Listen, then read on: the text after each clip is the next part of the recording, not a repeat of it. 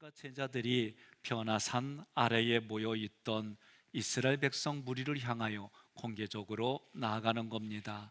그때의 두 번째 구절, 한 사람이 예수께 와서 꿇어 엎드려 이르되, 이 한 사람이 구원자 예수님께 왔다고 그래서 이 와서 프로셀코마이는 예수님께 그 마음으로 간청하려고 하는 자세, 예수님만이 이 일을 해결하실 수 있다라는 그 마음을 가지고 있는 상태를 말해요. 꿇어 엎드려 고니페테오는 도움을 구하는 간절한 태도입니다. 아들의 간절병을 고침받고 싶어서 예수님께 도움을 구하려고 무릎을 꿇는 간절한 태도입니다.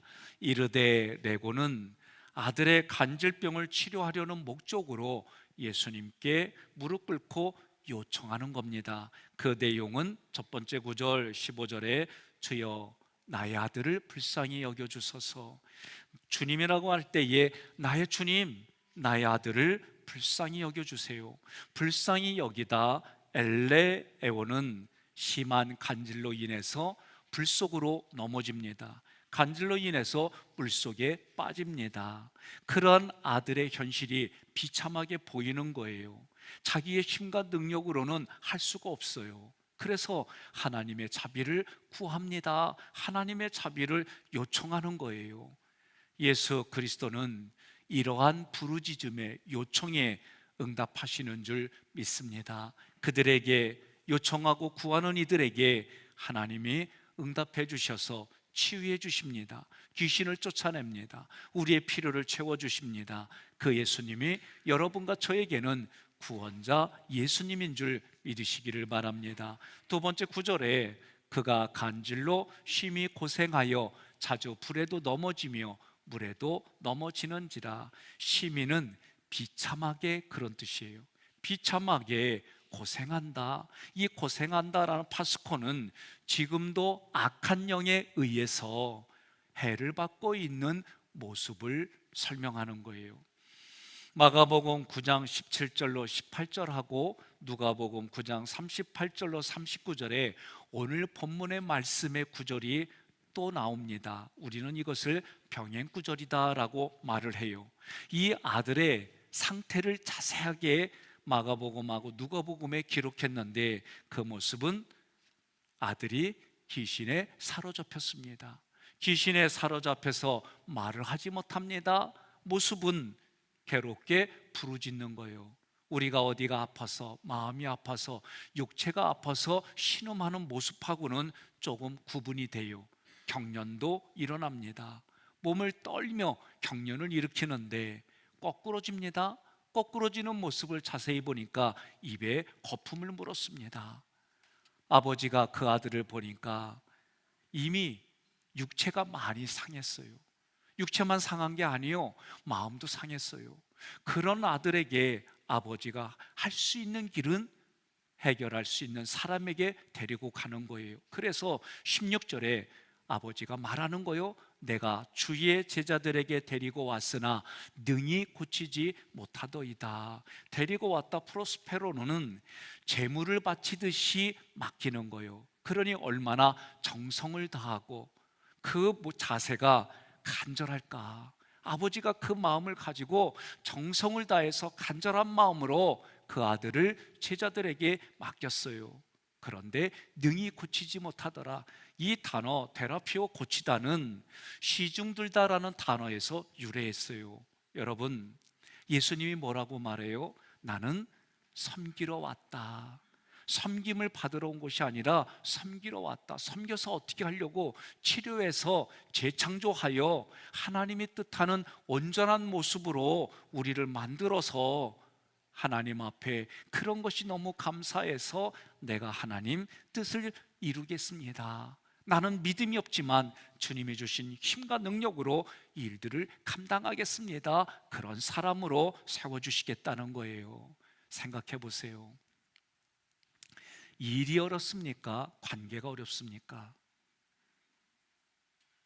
둘 다 힘들어서 말을 못하는 거요? 저는 우리 장로님이 오늘 군대 간 자녀들을 위해 기도하는데 저는 종종 이렇게 기도해요. 하나님, 힘든 군대에, 힘든 부대에 배치되지 않게 해주세요. 이렇게 기도 안 합니다. 저는 아무리 어렵고 힘든 부대라도 하나님, 우리의 상급자를 인격자로 만나게 해주세요. 저 그렇게 기도해요. 어려운 환경이 힘든 게 아니라 관계가 힘든 거예요.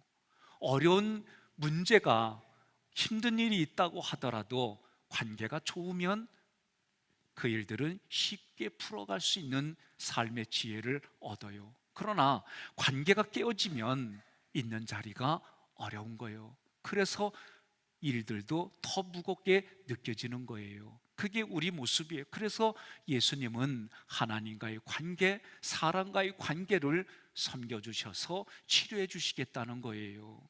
제가 8월 19일 날 교통사고를 냈어요. 많은 분들은 제가 당한 줄로 아는데, 제가 가만히 서 있는 차를 가서 크게 받았어요. 사람 인사사고는 교통사고나 에 비하면 정말 감사하게도 앞에 차나 저희 차의 가족들이 크게 다치질 않았어요. 좀 몸에 불편한 모습을 보고 우리 장로님이 병원을 하나 소개해 주셨어요. 그래서 그 병원에 가서 보니까 이분은 뼈를 맞춰서 사람의 몸을 고치는 분이에요. 참 좋은 분을 만났어요. 그런데 그분이 저에게 그래요. 목사님, 속으로 나쁜 생각해 보세요. 그래서 나쁜 생각했어요. 그리고 팔을 돌리는데 팔이 안 돌아가. 그러더니 조금 있다가 다시 좋은 생각해 보세요. 좋은 생각해 봤더니 팔이 잘 돌아가. 그러면서 하는 얘기가, 저는 육체만 고치는 게 아니라 마음의 공부도 한 사람이에요. 그 얘기를 하려고 하는 거예요. 근데 이분도 교인인데 성경에 보니까 하나님의 뜻은 우리 마음에 하나님을 품으면 그 모든 것들을 치료해 주신더라.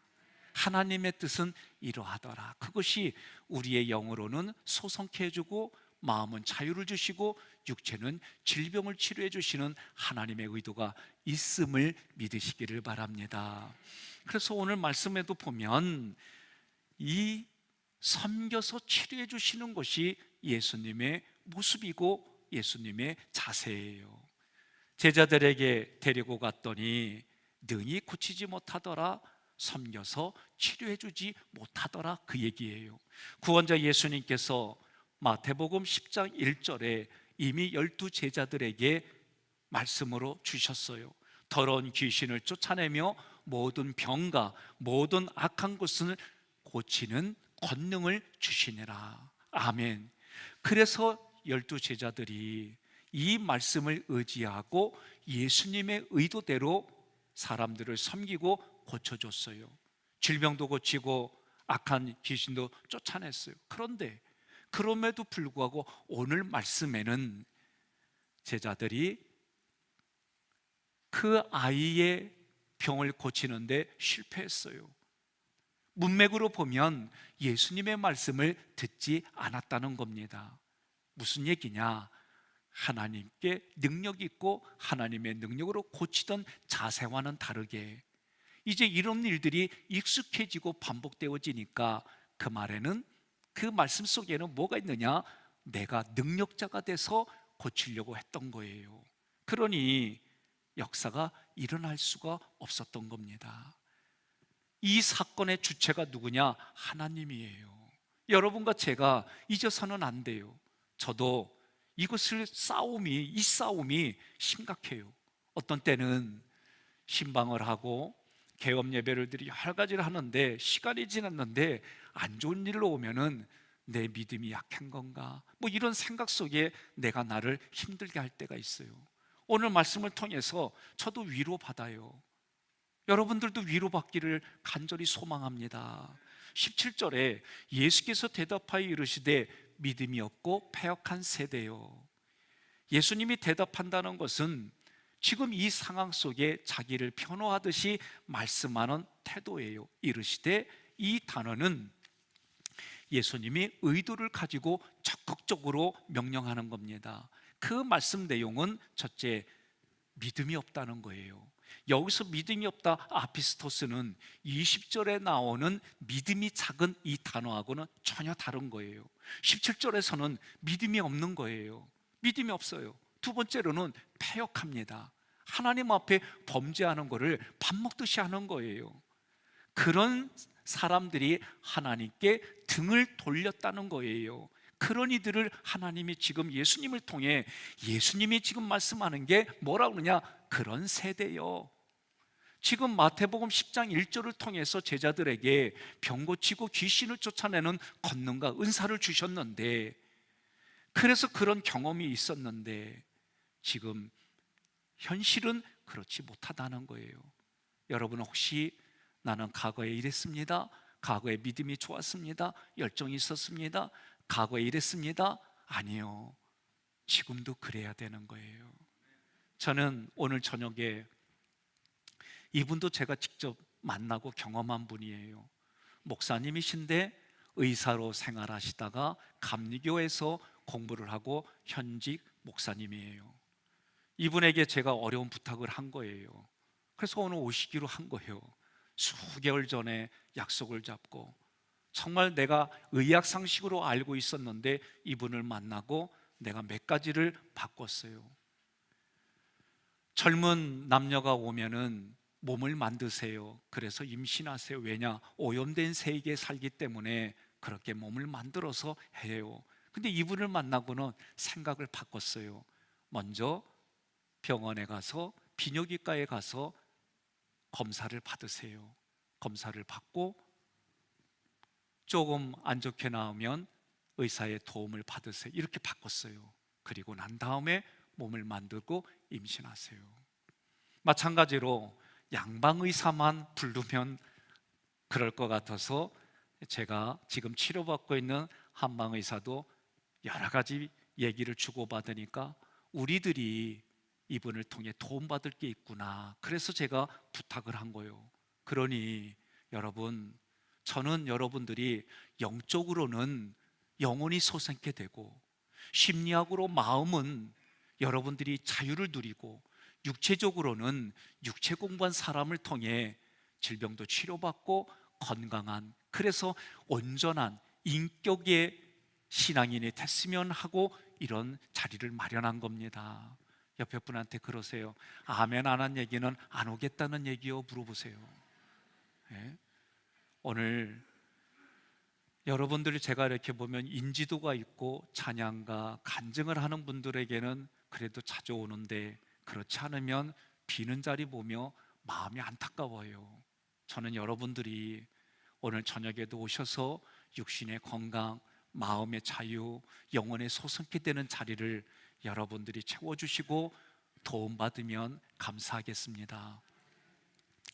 자, 마태복음 10장 1절을 통해서 주님이 그렇게 예수님의 말씀하셨지만 지금 현실은 그렇지 못한 거예요. 그래서 병을 고치지 못한 제자들, 서기관, 바리새인, 유대인들, 그리고 그 자리에 있는 간질 걸린 아이와 아버지에게 하시는 말씀이에요. 오늘 지금을 살아가는 우리에게도 주시는 말씀입니다. 내용을 보니까 예수님이 이렇게 말해요. 내가 얼마나 너희와 함께 있으며 얼마나 너희에게 참으랴. 이 얘기는 내가 언제까지 너희와 함께 해야 돼? 내가 언제까지 너희를 참아줘야 돼? 그렇게 말씀하는 거예요. 마치 우리가 쉽게 이해하려면 우리의 자녀들이 성장했는데 20살이 됐는데 갑자기 학교 갔다 오더니 직장 다녀오더니 하는 얘기가 엄마 젖줘. 나 여러분이 웃는 웃음의 의미를 알아요. 상식적으로 맞지 않는 얘기예요. 지금 예수님이 그런 부모의 마음을 가지고 내가 언제까지 너희들에게 이렇게 가르치고 참아주며 언제까지 너희에게 하나두나 모든 걸 다 이렇게 해줘야 되느냐, 그렇게 묻는 거예요. 서기관을 비롯한 유대 종교 지도자들은 예수님이 치유하는 현장을 목격했어요. 배고픈 자를 배부르게 하는 것을 경험했어요. 그럼에도 불구하고 눈을 닫습니다. 귀를 닫습니다. 그리고 자기들 생각과 감정 그 고집대로 예수님을 바라보고 결국은 그것이 감정도 상하고 생각이 어그러지니까 예수님을 죽이는 자리까지 이들이 가는 거예요. 철저하게 예수님을 외면하는 거예요. 그런 모습에 있는 종교 지도자들에게 예수님이 뭐라고 하느냐? 목이 뻣뻣한 백성이라고. 구약에서도 하나님이 그렇게 말하는 거예요. 그리고 나서 세 번째 구절 말하는 거예요. 그를 이리로 데려오라고 하시는 거예요. 여러분, 예수님은 지금 믿음이 없고 패역한 사람들에게 그 현장을 지적하고 그들에게 실제로 고쳐주는 모습이 있어요. 오늘 우리도 이 모습을 닮아가야 됩니다. 쉽지 않습니다. 때로는 저는 행정적으로, 신앙적으로 이런 일들을 속에 부딪힐 때마다 고민 많이 해요. 때로는 교종하려고, 때로는 교훈을 주려고, 때로는 그 고집을 꺾으려고 부부의 부모와 자녀와 이웃 간에, 그리고 교회의 여러 상황 속에서 이 부분들을 조절하고 고민하는 현장이 있어요. 여러분, 우리가 보고 배워야 될 부분이 뭐냐? 때로는 무조건이라고 할 때는 부모의 마음을 갖지 않고서는 자녀들을 무조건 그렇게 참아주는 직분은 없어요. 그러니 예수님이 그 아버지의 어머니의 그 마음을 가지고 성경의 구절구절마다 말씀하시는 거예요. 18절에 이에 예수께서 꾸짖으시니 귀신이 나가고, 이에 헬라어로 카이는 그리고라는 뜻이에요. 꾸짖으시니 예수님의 마음 안에 이미 마귀의 일을 멸하시려는 그 마음이 가득해서 지금 이 시간 강하게 호되게 귀신을 꾸짖었다라고 해석을 하는 거예요. 문법이 그래요. 귀신이 나가고 이 엑셀코마이 나가고는 예수님이 그렇게 명령하니까 하나님이 나가게 만드셨다라고 해석을 해야 되는 거예요. 기억하십시오. 우리는 종종 이런 생각을 내 현장에 적용해서 잘못된 나의 생각으로, 그것이 우리가 인지 공부할 때 인지 오류적 시각이다라고 배웠어요. 내가 지금 보고 듣고 있는 현실이 옳은 게 아니에요. 그런데도 옳다라고 살아가다 보니 부대끼는 현장들이 너무 많은 거예요. 18절에 아이가 그때부터 나으니라. 이 나으니라 데라피오는 아버지가 간질 걸린 아들을 예수님의 제자들에게 데려갔더니 이때에 나으니라 단어가 똑같아요. 제자들은 못했어요. 예수님은 섬겨서 치료해 주셨습니다. 그래서 예수님이 나는 섬김을 받으러 온 것이 아니라 섬겨주러 왔다. 이 섬겨주는 건 무슨 얘기입니까? 육체의 질병은 치료해 주고 마음의 상처는 치유해 주고 영혼은 소송해 주시는 것이 예수님의 온전한 인격의 사역이구나. 이것이 내 마음 안에 가득해져서 나도 예수님이 걸어가신 자기 십자가를 지고 나의 십자가를 지고 자기를 부인하고 십자가를 지고 예수님을 따라가는 길이 섬기는 길이구나 깨달으시기를 바랍니다.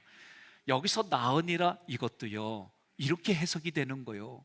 예수님께서 아이가 가지고 있는 질병을 가져가시고 예수님이 명령하니까 그 명령으로 하나님이 일하셔서 귀신이 쫓겨난 거요.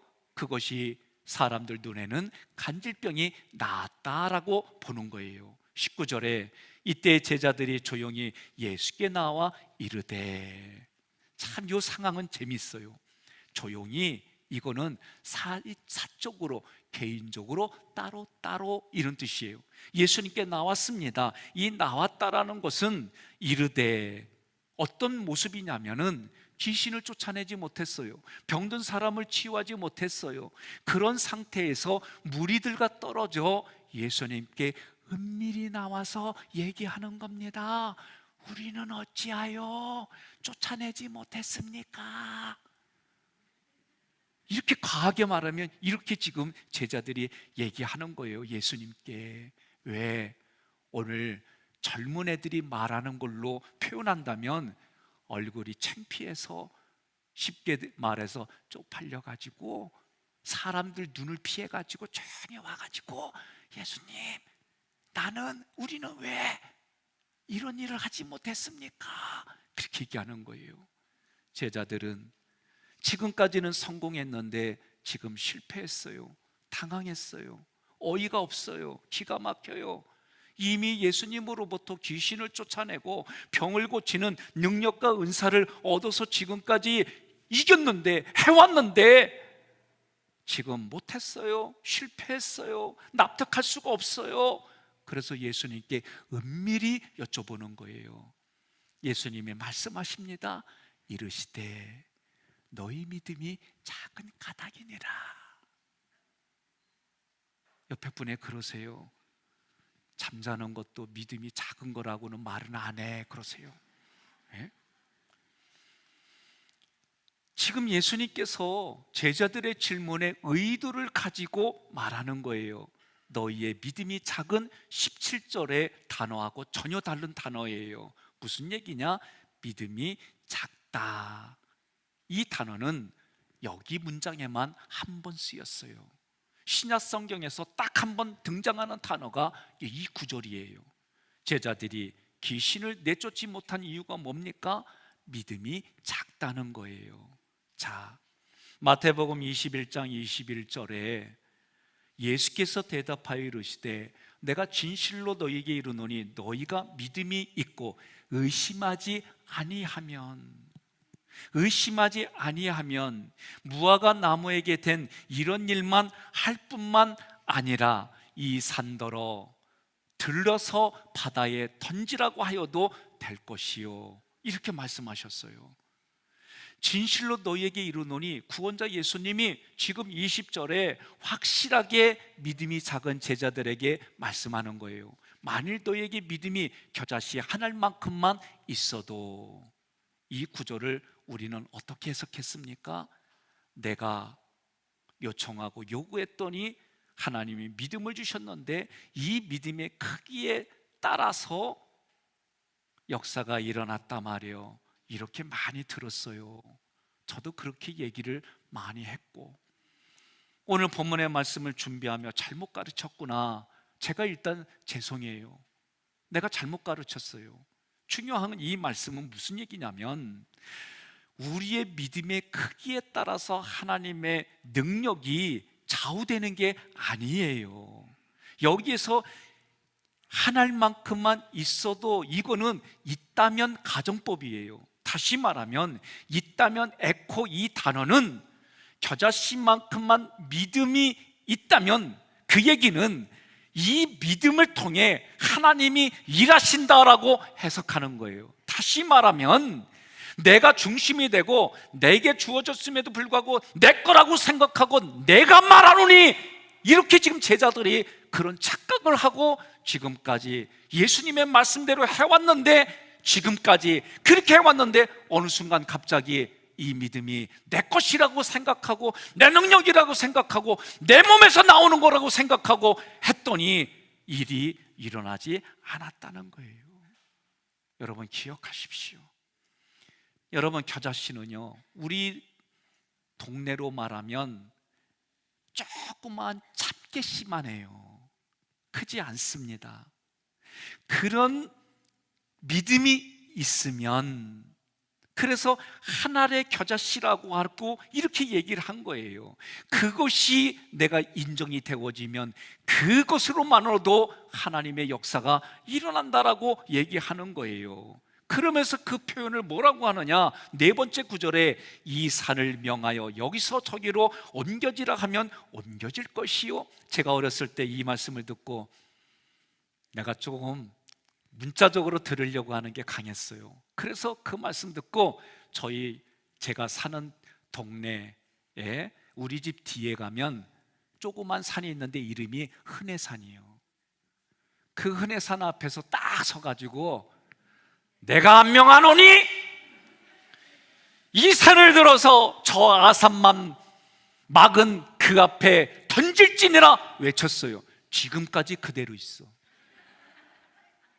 내가 실망했지, 실망 안 했겠어요? 그리고 내 믿음이 작은 개비요, 내 믿음이 작은 개비요, 이러고 살아온 거예요. 큰 믿음 달라고 기도했어요. 그런데 여기서 산을 옮긴다는 표현은요, 유대인들의 격언이에요.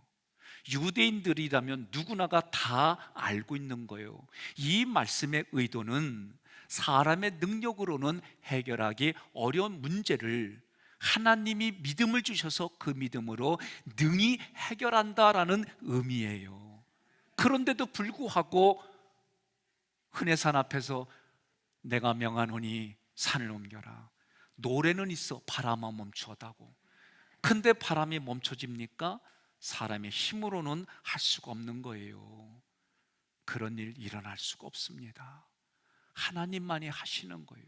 하나님의 뜻에 의해서, 하나님의 필요에 의해서 그 사람을 쓰는 것뿐이지 내 자신 자체가 빛을 내는 존재이고 그런 능력의 근원이 내가 아니라는 거예요.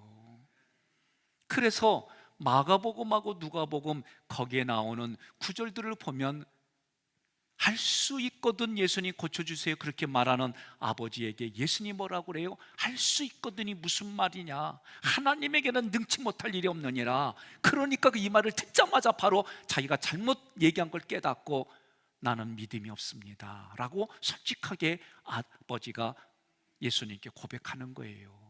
여러분과 제가 깨달아야 됩니다. 20절에 또 너희가 못할 것이 없으리라. 이 얘기는 하나님이 우리에게 믿음을 주셔서 그 믿음을 사용하기만 하면 어떤 일이든 능히 감당할 수 있다라는 거예요. 그러면서 21절에는 없어요. 마태복음은. 그런데 마가복음하고 누가복음에는 그 다음에 구절들이 있어요. 그러니 21절에 없는 구절이 마가복음 9장 29절에 이 말씀이구나라고 저는 추론하는 거예요. 28절에 킹제임스 버전역으로 제가 봉독합니다. 그분께서 예수님께서 집에 들어가시니 예수님의 제자들이 예수님께 은밀히 여쭙습니다. 어찌하여 우리는 저 간질병 걸린 아이를 내쫓지 그 안에 있는 귀신을 내쫓지 못했습니까? 간질병을 치료하지 못했습니까? 하며 29절 예수님이 제자들에게 말하는 거예요. 이런 종류는 오직 기도와 금식을 통해서만 나갈 수 있느니라. 아멘. 여러분, 제가 우리 하깃교회에 와서 참 기쁘고 즐겁고 생각만 해도 가슴이 벅차는 시간이 있었어요. 그 시간이 언제냐? 새벽이었습니다. 제가 새벽에 아내하고 왔는데 1층과 2층이 꽉 찬 거예요. 그때 저는 얼마나 기쁜지 내 마음속에서 올라오는 자동적인 사고가 우리 교회는 기도하는 교회구나, 새벽을 깨우는 교회구나, 하나님이 새벽에 도와주신다는 그 은혜가 새벽부터 흘러넘쳐서 우리 중보 기도하는 그분들과 기도하는 그분들을 통해 모든 성도들이 살아가는 교회구나. 그게 얼마나 제 가슴에 기쁨이 되고 감사가 되고 즐거움이 되고 자랑거리고 저에게는 긍지였어요. 코로나를 겪어가며 새벽에 나오면 저는 이제 근심이 됐습니다. 그냥 마음이 힘든 거예요. 이 기도하는 성도들이 다 어디 갔지?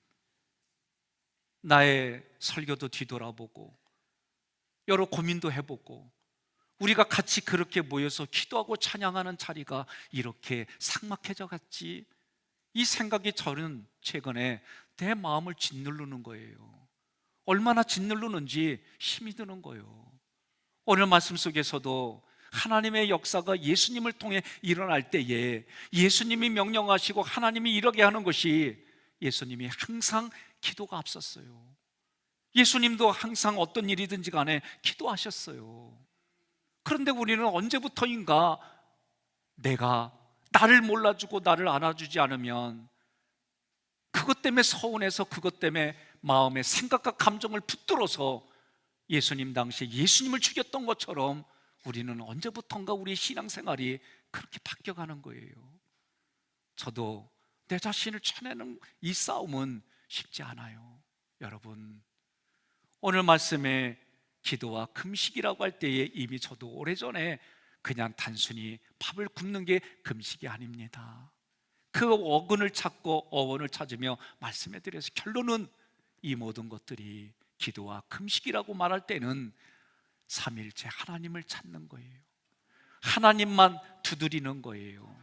하나님만 구하는 거예요. 그러면 그분이 이 기도를 통해 믿음을 주시고, 그 믿음을 통해 우리는 이 땅에 하나님이 그렇게 해결해 주신 것에 감사하여 하나님, 그 일을 제가 하겠습니다, 그리고 사역을 하는 것이 우리의 모습이다라고 성경을 통해 깨닫는 거예요. 여러분, 오늘도 하나님은 말씀을 통해 기도와 금식 이외에는 이런 유가 나갈 수 없느니라, 이 말씀이 믿음은 내가 원한다고 주시는 게 아니라 하나님이 우리에게 이 땅에 사역하라고 믿음을, 은사를 통해, 성령을 통해 은사로 믿음을 우리에게 주시는 거예요.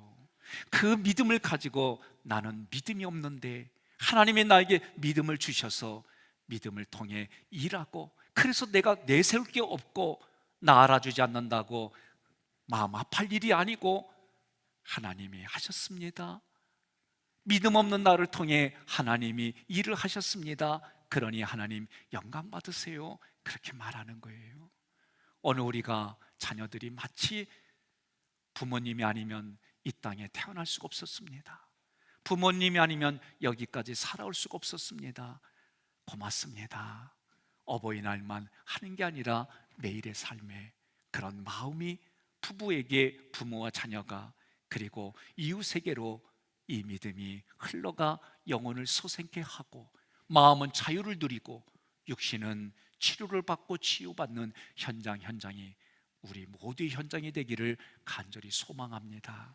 오늘 말씀을 근거로 이용규 선교사님의 영상을 준비했습니다. 여러분들이 영상을 감상하며 믿음을 다시 성찰하고, 그 성찰한 믿음을 가지고 믿음이 없는 나에게 믿음을 주신 하나님께 영광 돌리기로 결단하시기를 간절히 권면합니다.